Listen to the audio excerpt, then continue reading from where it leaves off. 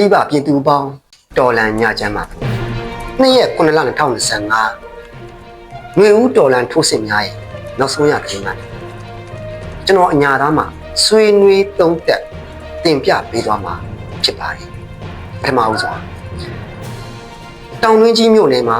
အုတ်ချုပ်ရင်းမှုတအူပြစ်တက်ခံရခဲ့တယ်ဆိုတဲ့တင်ပြပေးပါမကွေးတိုင်းတောင်တွင်းကြီးမြို့နယ်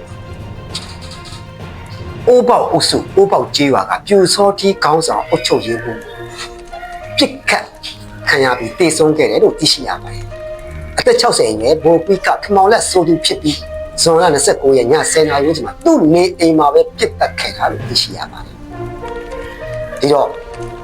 လက်ရှိຫນွေဦးတော်တဲ့ထိုးစစ်တွေဟာဆိုရင်နေပြည်တော်နဲ့ကက်လျက်တွေကြီးဖြစ်ပေါ်လက်ရှိစစ်ရေးဗျူဟာရအရင်ပြည့်စုံထိုးစစ်တွေရဲ့အကျန်းတွေရဲ့နေရာတွေကမိရဲ့နောက်ပိုင်းချမ်းကြားပေါက်ဆွဲပြီးတော်လန်တက်ခိုက်နေတာတွေကမိရဲ့အရှိပဲချမ်းဒါအပြင်မင်းလားကြီး6လုံးစစ်ပွဲတွေဖြစ်တယ်အဲ့ဒီတော့တော်လန်ထိုးစစ်တွေကဘယ်လောက်ထိအောင်ကြီးမားတဲ့ကိုထိုးနဲ့ဝင်ရောက်နေတယ်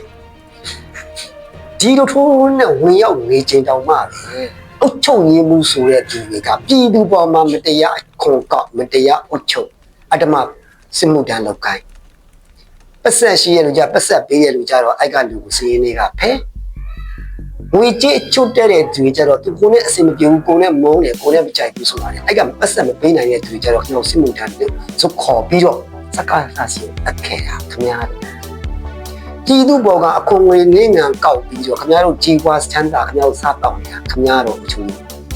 အခုစပြီခင်ဗျားတို့အချုံမျိုးကြက်တရီထားတယ်ပြည်သူကခွင့်မလို့ဘူးပြည်သူကခွင့်မလို့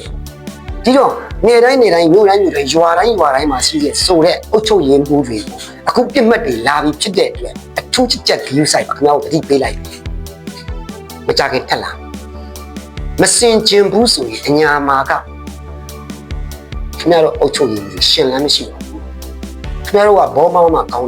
နဲ့စက္ကစစီမှာပဲပေါင်းစားပြီးပြည်သူကိုနှိပ်စက်ခဲ့တာအများကြီးပဲတတိပေးလိုက်ပြီထပ်မံပြီးတော့ခလာရ256ကိုပုံမရိတ်ခါပြီးရေစကြိုဘက်ကဖမ်းဆီးပလိုက်ဟာမကွေးတိုင်းရေစကြိုမျိုးနဲ့ပုတ်ကူရေစကြိုကားလိုင်းမှာရှိခလာရ256ကိုပုံမရိတ်ခါကားစီကိုဖမ်းဆီးခဲ့တယ်လို့သိရှိရပါတယ်ပကုတ်ကူအခြေဆိုင်တက်မတက်တကရေစကြိုခြေဆိုင်ခလာရ256တက်ကိုပုံမရိတ်ခါတင်မှန်လုံကားကိုဇူလိုင်လ2ဒီနေ့မနေ့9နာရီခါပဲ PDF ကိုတက်ဖမ်းလိုက်တွေ့ကြည့်ခင်ဗျားတို့ကောင်းလာမလုံခြုံတော့ဘူးခင်ဗျားတို့ပွားရေးလာရေးမစင်သားဒါကိုအမိုက်ကန်ပြီးစကစမင်းအောင်လိုက်ခိုင်းတဲ့အမိတ်ပကြုတ်တွေခိုင်းတဲ့အမိတ်ဆိုခင်ဗျားတို့ကအရှိရတယ်ခင်ဗျားတို့ပဲပေးတာခင်ဗျားတို့ပဲဒုက္ခရောက်တာသဘောလေးပေါက်တော့အတိတရားလည်းရှိတယ်နော်အဲ့တော့အဲ့ဒီမှာရှိတဲ့ရိတ်ခါတွေအကုန်လုံးပေါ့ဗျာ PDF ပို့တဲ့ပြည်ရရှိလိုက်တယ်ဒီလက်ရှိကာစီရောအကုန်လုံးပါတဲ့ပြည်ကိုခံနိုင်ပါတယ်ဒါပြင်မကွေးတိုင်းကံကောခရိုင်မြောက်ခရိုင်ပြူစောတီပါပေါ့လက်နဲ့ကြီးနေလေဒီနေ့ပြစ်ခတ်တက်ခိုက်ခဲ့သိရတယ်အဲ့ဒီတခိုင်လုံးမှာစစ်ကောင်စီစစ်သားနဲ့ပြူစောတီ20ဦးခန့်တေဆုံးသွားတယ်အဲ့ဒါကြီးကိုတော်လိုင်းပူပေါင်းတက်တွေကတက်ခိုက်ခဲ့ဖြစ်တယ်ဒီတော်လိုင်းကနေအဲ့လိုပြစ်ခတ်ပြီးတော့ဒီကောင်လက်မတာပေါ်ပြီးတော့ဒီစစ်နောက်ပြန်တက်ဆုံးတာဒီထိခိုက်မရှိဘူးပြောင်းလက်ရှိစစ်ကောင်စီတက်ကတော့ကြာဆုံးနေခွေးပြေးွက်ပြေးခဲ့ရဒီတော့မြောက်ခင်ရန်ရွာကိုဘာကြောင့်အဲ့လိုလုပ်ရတာခင်ဗျားတို့ရဲ့လူမဆန်တဲ့မတရားရက်စက်မှုကြောင့်ဒီတော့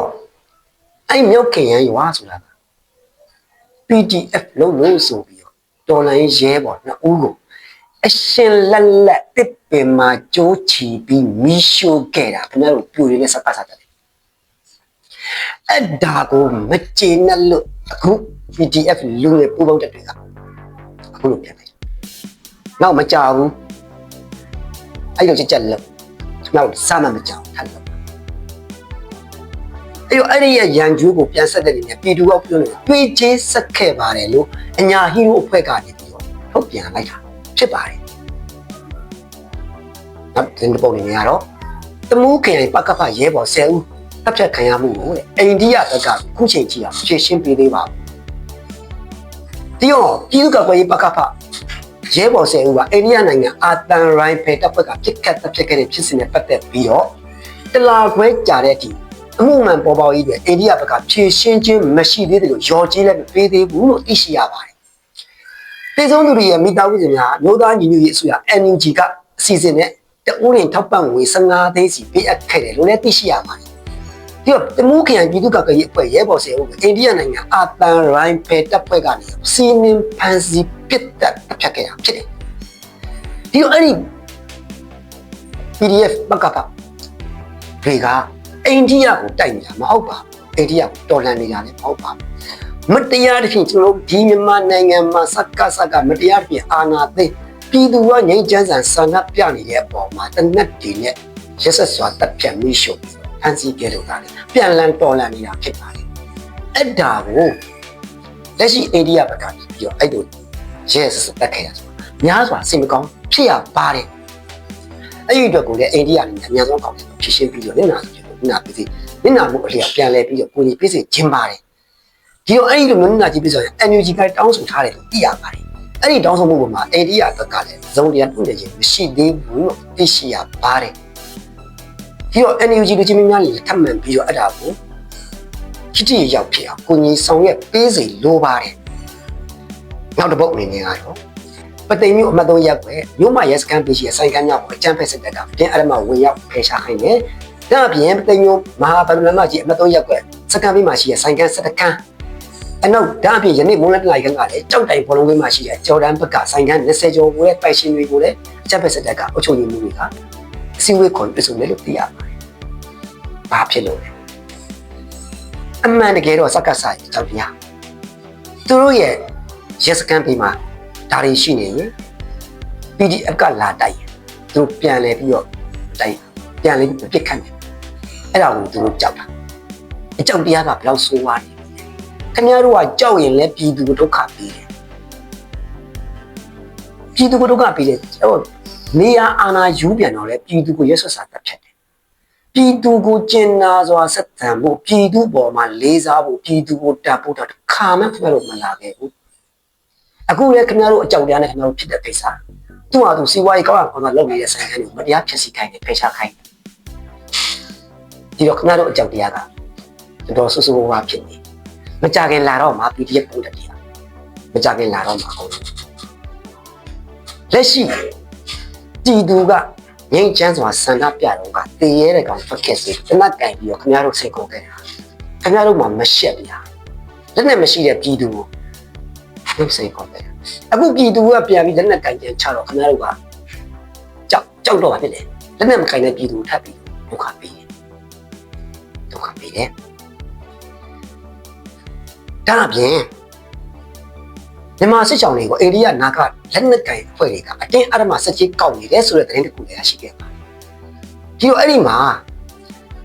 ဒေသဘက်မှာစစ်ပေးခိုလုံနေတဲ့မြန်မာစစ်ကြောင်တွေကိုအိန္ဒိယနာကလက်နက်ကင်အဖွဲ့တွေကအတင်းအဓမ္မစက်ကြီးကောက်ခံနေတယ်ဇွန်လ29ရက်နေ့မဏိပူရပြူတဲ့ကန်ချွန်ခိုင်အိန္ဒိယနယ်စပ်ကျေးရွာတစ်ခုကမြန်မာစစ်ပေးရှောင်တွေကိုတအိမ်တောင်ကိုရူဘီ2500တောင်နဲ့စက်ကြီးပေးဆောင်ရမယ်လို့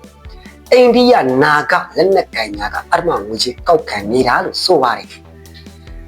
အဲ့တော့မြန်မာစစ်ပေးရှောင်တွေစီကနေအဓမ္မကောက်ခံရရှိတဲ့ငွေတွေကိုတမူးမြို့နယ်မင်းသားကျွေးရွာမှာအခြေစိုက်တဲ့စက္ကစတက်နဲ့ပူးပေါင်းနေတဲ့လာနာကလက်နက်ကင်တွေကထောက်ပံ့ပေးရတာလို့သိရတယ်ဒီတော့အဲ့ဒီအိန္ဒိယမဏိပူရနယ်မှာအခြေစိုက်တဲ့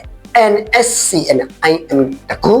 နာကလက်နက်ကင်တပ်ဖွဲ့များဖြစ်ရင်တမူးမြို့မှာရှိတဲ့စစ်ကောင်စီတပ်ဖွဲ့တွေနဲ့ပူးပေါင်းပြီးတော့တော်လှန်ရေးအင်အားစုတွေတိုက်ခိုက်နေတဲ့အဖွဲ့ဖြစ်တယ်။အဲ့တော့မဟာမိတ်ပူးပေါင်းတပ်များ PDF ရေကိုများမဟာမိတ်တိုင်းရင်းသားတပ်များအနေနဲ့ဒါတွေကိုချစ်တင်ရောက်ဖြစ်ကိုကြီးဆောင်ရဲ့ပြည်စခြင်းတလုံး NUG ဘက်ကလည်းဒါလေးတွေကိုကိုကြီးဆောင်မှဒီမှာပြည်စခြင်းပါတယ်အခုလိုင်းပေါ်မှာပွက်လောထနေတဲ့လှိုင်သာယာကပြစ်ကတ်မှုဖန်စီရရှိဆိုတဲ့စက္ကဆိုင် မူတာဝါဒမိုင်းလုံးပြင်းနဲ့မအေးအေးဝင်းစီစဉ်နဲ့အတင်းပေါ့ဗျာအဲ့တော့သူတို့လက်ရှိဖန်ထားပါတယ်ဆိုတဲ့အင်ဂျီအဖြူရောဝတ်ထားတဲ့သူကအင်သူဆိုတဲ့မှာဖြစ်တယ်စက္ကစစီမှာပြည်သူလှူထားတဲ့ငွေတွေကိုယူပြီးသူ့လူတွေပါခေါ်ပြီးအလင်းဝင်ထားတယ်ကောပြည်နယ်မှာနေတော့က National Special Force ဆိုတဲ့အမည်ကိုထူထောင်ခဲ့တယ်စစ်ရေးလှုပ်ရှားခဲ့တဲ့ပြည်သူ့ကာကွယ်ရေးအဖွဲ့ရဲ့ခေါင်းဆောင်တုံးငွေကြေးလက်နက်တွေယူဆောင်ပြီးစစ်ကောင်စီနဲ့ပူးပေါင်းသွားတဲ့အဖွဲ့အဲ့ဒီအဖွဲ့ကို2023ခုနှစ်စက်တင်ဘာလ1ရက်နေ့ကဖျက်သိမ်းပြီးဖြစ်တယ်2023ခုနှစ်ဇူလိုင်လပိုင်းတုန်းကလည်းလူတက်ဖွဲ့မှုစိုးသူဘုံမြင့်အောင်တက်ဖွဲ့မှုတာဝန်ယူခဲ့တဲ့အန်ဒရူးကိုချစ်စင်လို့ပြောကသူတို့ကိုပြည်သူကပူပေးထားတဲ့ငွေတွေကိုဘုံအဲ့ဒီကငွေတွေကိုယူပြီးတော့စက္ကစစီကိုဖတ်ပြီးတော့လင်းတယ်ကြောက်ငွေသိန်း900ခန့်တပ်ဖို့ရှိတိုင်းပတ်ငွေ10သိန်းနီးပါးယူဆောင်ရတယ်ပြီးတော့တက်စုမှုတာဝန်ထမ်းဆောင်နေဆိုတဲ့ထိပ်ပေါက်ခေါ်မင်းသူတွေဆိုသူကလည်းတနက်တက်လက်ပြီးလို့လုံးကြီး950နဲ့ကျပ်သိန်း150ခန့်တပ်ဖို့ရှိပစ္စည်းတွေယူပြီးစက္ကစနဲ့ပူးပေါင်းသွားတာပြီးတော့အဲ့ဒီအဖွဲ့တွေကို2023ခုနှစ်စက်တင်ဘာလ1ရက်နေ့ကလည်းအားလုံးဖြတ်သိမ်းဖြစ်တယ်သူတို့ကစက္ကစစက္ကစလူတွေကအခုလိုသူတို့စီးရေးနှိမ့်နေတဲ့အချိန်နိုင်ငံရေးရခုံတိတ်ကမရှိလုပ်နေတဲ့အချိန်တွေဘာမှအစမပြေသူတို့ရဲ့ဆုံးဝမ်းမှုတွေကိုတရင်မှာဖြောက်ချင်တဲ့အခါမှာပြည်သူကိုတစ်ဖက်လဲနဲ့သူတို့ချင်းချင်းပြန်ပြီးတော့ဇက်တွေတိုက်ကကွက်တွေစီစဉ်မင်းတို့ဒီလိုလုပ်ဒီလိုကိုင်းငါတို့ကပြန်ဖမ်းပြီးလို့ရှိရင်ငါတို့မိလိုက်ပြီပေါ့ပြည်သူကိုချင်းထက်ပြည်သူကမအားတော့စက္ကစရဲ့မအေးဝန်းစီစဉ်နဲ့ချင်းတုတ်တွေကအဖန်တရားထင်းနေဖြစ်တဲ့အားလုံးကတော့ပေါ့လက်ခံနေပါသူ့လူကိုသူပြန်လှုပ်သူ့လူကိုသူပြန်ဖမ်းဇက်ကွက်တွေတိုက်ထားပြီးတော့ပြတဲ့ဇက်ကွက်တွေကိုကောင်းကောင်းသဘောပေါက်နားလည်နေပါပြီဒီတော့အမှန်တကယ်တော့ဒေါ်လာအင်အားစုကမရှိပါဘူးဒေါ်လာအင်အားစုကလည်းရင်းငယ်တွေ BTF ဖြစ်တဲ့ကြောက်မှမရှိပါဘူးပြည်သူကိုဒီနေရာကမင်္ဂလာစကားလေးပါလိုက်ချင်တာပါဒီတော့ပြန်စဉ်းစားကြည့်စက္ကစစစ်ကောင်းဆောင်တွေနဲ့နိုင်ငံတိုးတက်ရေးဆိုတော့ဘာတစ်ခုမှလည်းမေမေရရအခုချိန်ကြီးဟာအာနာသိမ့်ပြီးဆိုတာလည်းမရှိဘယ်မှာလဲစိတ်အောင်တက်တယ်ရုပ်စွာအဆုံးရတရားတစ်စိတ်တူလို့နိုင်တယ်ဒါကိုဖင်ကြီးဖင်ကောင်းကျဲပြီးတော့နျူကလ িয়ার တွေလက်စစ်ကဘာညာပုတ်ခွရထားရှောက်ပြောသူသွားလို့ရတော့ရသူသွားနေတဲ့နိုင်ငံတွေပြန်ကြည့်တော့လေဗီဒါတို့ရုရှားတရုတ်ကလည်းကျွန်တော်မရှိဘယ်သူမှမလက်မခံဒါကိုပြည်သူကိုချင်းထည့်ချင်တော့သူနိုင်ငံတွေကဆက်ဆံနေပါလေပေါ့သူဝင်ဆန့်ပါလေပေါ့အမှန်တကယ်တော့ဘေးကျင်ဘယ်နိုင်ငံမှလက်မခံဘူးတရုတ်ရုရှားဆိုတာကသူ့စီကအုပ်သွေးစုပ်သူ့ဟာသူကြိုက်ရယူလို့ရတော့သူ့ကိုရှင်းရှင်းပြောချစ်တုံးအစိုးမွေးဆွဲဂျိုးကဲသူထားတာခိုင်းဘက်အဲ့ဒီအစနဲ့ခိုင်းပြီးတော့မြမရဲ့တရားစကားတွေကိုအုပ်သွေးစုပ်ယူလို့ရလို့သူ့ကြည့်ကောင်းဆက်ဆံတယ်သူကအဲ့ဒါကိုအဟုတ်လားပြည်သူကနေတာပေါ့ပြည်သူရဲ့တရားစကားတွေပါပုံလားပေါ့အဲ့ဒီမျိုးစနမျိုးချင်းတော့လုပ်ပြီးတော့အဖန်တရေလေးလုပ်ပြီးတော့ပြည်သူကိုချစ်ထည့်နေတာပဲဖြစ်တယ်ဒီတော့ဒါကိုထပ်ပြီးတော့တရားဝင်အစိုးရအဖြစ်ရည်တည်ခြင်းသေးတယ်ယူသူမရှက်မြင်သူရှက်ပြရှက်ဖို့ကောင်းလိုက်တာပြည်သူရဲ့ယုံကြည်ကိုးစားမှုလည်းမရှိတဲ့အပြင်ပြည်သူထောက်ခံမှုလည်းမရှိတဲ့ပြည်သူကိုရဲရဲဆက်ဆက်တနက်နဲ့ထောက်တနက်နဲ့ပြတ်တက်ပြည်သူဝိုင်းစီကိုဖြက်စီးလေနဲ့ဘုံကျဲရွာလုံးကျုပ်ကိုပြောင်းလို့အဲ့လောက်ရက်ဆက်နေပြီးတော့ခင်ဗျားကပြည်သူထောက်ခံမှုလိုချင်သေးတာလားပြန်လဲစဉ်းစားအောင်ရခိုင်ရခင်ခစ်နေမဟုတ်တော့ဘူးသတင်းမီဒီယာခစ်ဖြစ်သွားပြီတက်တဲ့အားလုံးကတည်နေအကုန်လုံးကပြင်ရတတ်တဲ့ပြည်ကိုရှိတယ်သူတွေကြီးပဲဖြစ်တယ်ပြည်သူကလည်းတည်နေဖြစ်တယ်ဒါကိုခင်ဗျားကတက်ပြီးစနစ်လိုချင်းတို့လုပ်ပြီးရောက်အောင်မယ်မအေးဝင်မစီစဉ်တော့နဲ့နော်ဒီတော့ပြည်သူကိုမတရားဖန်ဆီးထောင်ချမဟုတ်တဲ့အဖွားကြီးတယောက်ကိုတော့မှာဗျာခင်ဗျာအကြောက်လွန်ပြီးတော့ရဲဆက်ဆက်စေဝါကုသမှုလေးမရှိဒီမဲ့ပြစ်ထားလို့ထားအမှန်ကန်ခင်ဗျာသူ့ကိုကြောက်နေတယ်ဆိုတာကသိတာလို့ကြောက်တရားကတအားများဒီတော့အဲ့ဒီစကားစားကိုမင်းအောင်နိုင်နဲ့ပေါင်းပြီးတော့နောက်ကလိုက်ပြီးဘိုလ်ချုပ်တွေခရိုနီခိုးပြတယ်သူတို့တွေလည်းမသိတော့ဘူးဘာဖြစ်လို့အဲ့ဒီအဲ့ဝိုင်းရံနေရတာလဲသူတို့ကလည်းကြားလူရွေးစရာမရှိတော့အစိုးရကအစိုးတွေကိုနိုင်ငံတကာကတိပေါ့ပြည်သူကလည်းတိပေါ့ရွေးစရာမရှိတော့သူတို့ကအမိကျန်ပြီးစားအကုန်လုံးကပြန်ပြန်လေးချိတ်ဆက်ပြီးတော့ပြည်သူကိုခေါင်းမဖြတ်ခဲ့တာအကုန်လုံးအတူတူကြီးပဲအဲ့တော့သူမိကိုနဲ့ကိုအမိသူနဲ့ဖြစ်နေတော့သူတို့ကမချစ်တော့လဲအောင်ကနဲ့ဆက်သွားနေကြတာ အဲ့မဲ့ဗိုလ်ချုပ်မှုတွေပြန်တော်လှန်ခြင်းတဲ့လူတွေအများကြီးတည်နေကျွန်တော်သိထားရတယ်လက်ရှိစက္ကစရတုစီမာကိုပဲသူ့အောက်ကသူ့ကိုပြန်လှော်မဲ့တည်နေတာလည်းကျွန်တော်ရလာပြီးပါဖြစ်တယ်မကြဘူးခင်ဗျားတို့ချစ်ချင်းချတော့အဲ့တော့ခင်ဗျားတို့ချမဲဥစ္စာလည်းခင်ဗျားတို့ချင်းချင်းဝေစုမတက်လို့ဖြစ်တဲ့ကိစ္စကျွန်တော်ကဘေးထိုင်ကြည့်ဒါတွေကလည်းစတိုက်စုံဖြစ်သွားနေတာဖြစ်တယ်ပြီးတော့ခရိုနီခိုပြာတွေကလည်းထက်ချမယ်ဆိုရဲသူပတ်ပုံပါဒီတော့မင်းအောင်လည်းမကြိုက်စက္ကစစစ်ကောင်းဆောင်ရင်မင်းမကြိုက်လို့အဲ့ခရိုနီခိုပြာတွေကလည်းအောက်မှာရှိတဲ့စစ်ဗိုလ်ချုပ်တွေနဲ့ပူးပေါင်းပြီးတော့တောင်းတယ်ပေါ်နေရလို့လဲတဲ့ရရှိထားပါတယ်ဒီတော့သူ့ရဲ့ viewer ကတစ်ခါလာလဲပြည်သူကိုကြောက်ကြတဲ့တစ်ခါလာလဲဒါတစ်ခါလာလဲဒါကျွန်တော်မရှိဘူးဒီတော့ပြည်သူများထူးထူးထားပြီးမိမိရဲ့အသက်အန္တရာယ်လုံခြုံရေးတွေကိုယူဆိုင်ကြပါမိမိရှင်တန်နိုင်ဖို့ပပနဲ့နေကြပါလို့ဒီညခါလဲကျွန်တော်ထပ်ပြီးမှားချင်ပါတယ်ဒါအပြင် USA ကနေပြီးတော့လက်ရှိထောက်ပံ့တာတွေကိုဂျပန်ဆိုင်လိုက်ပြီးလို့လည်းသိရှိရမယ်ဇူလိုင်လ1ရက်နေ့ကအမေရိကန်နိုင်ငံသားရေးဝန်ကြီးရူဘိုင်ယိုက USA ဒီနိုင်ငံသားအကူအညီဆက်လက်ပေးဆောင်မဟုတ်ကြောင်းဇူလိုင်လ1ရက်နေ့မှာစပြီးထရန့်အစိုးရမှဆက်လက်လှုပ်ဆောင်လို့တော့စီလုံးစုများကိုတွဲပြောက်ရယူဖြစ်ကြောင်းကြေညာခဲ့ပါတယ်ထရန့်အစိုးရဟာ64နှစ်နီးပါးကြာရဲပတ်နေတဲ့ USA ကိုတရားဝင်ပိတ်လိုက်ပြီလို့ဆိုတာအဲ့ဒီတဲ့ကိုလည်းသိရှိရအောင်ဒီညကနေကျွန်တော်တင်ပြပေးလိုက်ပါတယ်နောက်ထပ်တဲ့တစ်ပုဒ်ပါမလေးရှားနိုင်ငံမှာမလေးရှားပတ်ဝန်းကျင်တိုင်ကြားမှုတွေကြောင့်ချင်းလူမျိုး40ကျော်ဖမ်းဆီးခံထားရတယ်လို့သိရှိရပါတယ်မလေးရှားနိုင်ငံကွာလာလမ်ပူမြို့ဂျလန်လောယူမှာဘေးပတ်ဝန်းကျင်ရဲ့တိုင်ကြားမှုကြောင့်ချင်းလူမျိုး40ကျော်ဖမ်းဆီးခံခဲ့ရတယ်လို့သိရှိရတာပါဒီနေ့ဇူလိုင်လ2ရက်နေ့နက်အစောပိုင်းကလူဝင်မှုကြီးကြိုက်ဌာနကဝင်ရောက်စစ်ဆေးစဉ်ဖမ်းဆီးခံရတယ်လို့သိရှိရပါတယ်အဲ့ဒီဖမ်းဆီးခံရသူတွေကလည်းလူဝင်မှုကြီးကြိုက်ရေးကဘူကစ်ဂျာလက်မှာထိမ့်သိမ်းထားတယ်လို့သိရှိရပါတယ်အဲ့ဒီအဖမ်းခံရသူတွေဟာရုရှားနိုင်ငံမှာဒုက္ခသည်ဖြစ်ခိုလှုံခွင့်ရရှိဖို့ UNHCR ထောက်လျှောက်ထားသူတွေဖြစ်တယ်လို့သိရှိရပါတယ်ဒါအပြင်ကွာလာလမ်ပူမြို့ချာရပ်မှာလည်းမနေ့ကဇွန်လ1ရက်နေ့ကမြန်မာ40ကျော်ဖမ်းဆီးခံခဲ့ရတယ်လို့လည်းသိရှိရပါတယ်ဒီအဲ့လိုဖြစ်စဉ်တွေနဲ့ပတ်သက်ပြီးတော့အိန္ဒိယဖြစ်စဉ်တွေကလည်းရှိမလေးရှားဖြစ်စဉ်တွေပတ်သက်ပြီးတော့ NUG အစိုးရလက်ရှိလူကြီးမျိုးအနေနဲ့လည်းတက်နိုင်ဆုံးဒါတွေကိုကိုညီဆောင်ရွက်ပေးစေလိုပါတယ်မိမိဒီအစိုးရတည်းနဲ့အတည်အခါမှာတိုင်းရင်းသားရေးရာတွေလူမျိုးရေးရာတွေအကုန်လုံးကိုမိမိကပံ့ပိုးနိုင်ကြိုးစားအထောက်အပံ့ပါတယ်ဒါမှသာလေပြည်သူတွေရဲ့ယုံကြည်ကိုးစားမှုကမိမိတို့မှာပုံမတက်ရောက်မှုအားကောင်းလာမှာဖြစ်တဲ့အပြင်ကိုမာမိတ်ဆက်ဆံရေးတွေလည်းပုံမအဆင်ပြေလာမှာဖြစ်ပါတယ်ဒီတိုင်းရင်းသားရေးရာတွေမှာမိမိတို့တွေလည်းကိုညီနိုင်တဲ့လောက်ကိုညီနေခြင်းလက်တွေ့ကြခက်ဖြစ်နေတဲ့ပြည်သူတို့တရားကြည့်အောင်ကိုညီချင်းဟာအမြဲတမ်းအားရှိစေအစိုးရတက်အားရှိနေတာဖြစ်ပါတယ်